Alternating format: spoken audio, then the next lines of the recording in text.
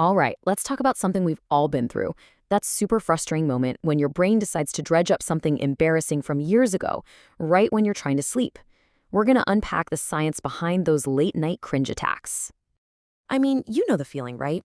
The house is quiet, you're trying to sleep, and bam, your brain just decides, hey, remember that super cringy thing you did in 2008?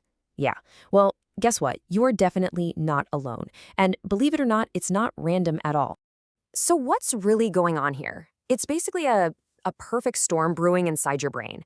It's this wild combination of three specific things all hitting you at the exact same time. Okay, so first up, we've got something called the spotlight effect.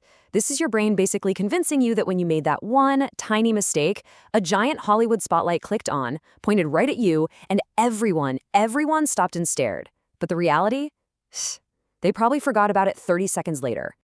Next up is the negativity bias. Think of your brain as being made of Velcro for all the bad stuff and Teflon for all the good stuff. It's this old leftover survival instinct, you know? It makes that sting of embarrassment stick around way longer than a nice compliment ever does. And for the grand finale, the third piece of the puzzle is your default mode network. Now, that's just a fancy way of saying what your brain does when it's idle, when it's not really focused on anything. So, when you're just lying there in the dark, what's the easiest tape for it to pop in and play? Yup, your personal history. And thanks to that negativity bias we just talked about, it's usually a highlight reel of the most awkward moments. So let's put it all together, right? The spotlight effect makes you think the mistake was this huge deal. The negativity bias makes sure you remember every single painful detail. And then the default mode network is the DJ that puts that track on repeat right when you're trying to sleep. It's actually an ancient survival tool designed to help us learn from social mistakes so we didn't get kicked out of the tribe. But today, yeah, it feels a lot more like a glitch. Okay, so knowing why this happens is great. That's half the battle right there. But the real question is, how do you make it stop? Let's get into how you can actually break that loop. All right, this is super important. We have to understand the difference between ruminating and reflecting. That 3 a.m. loop, that's rumination. You're just passively stuck replaying the awful feeling.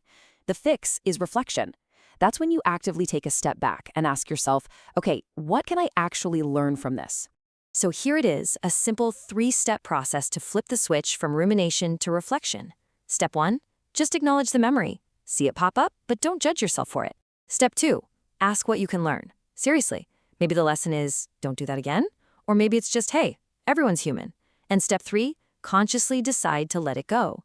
You can even thank your brain for trying to help and then tell it you're moving on. So let me leave you with this idea. What if that 3 a.m. memory isn't your brain trying to punish you? What if it's actually trying to prepare you? What if it's a feature, not a bug, designed to make you better for the future? When you start to see it like that, everything changes. You're the one back in control.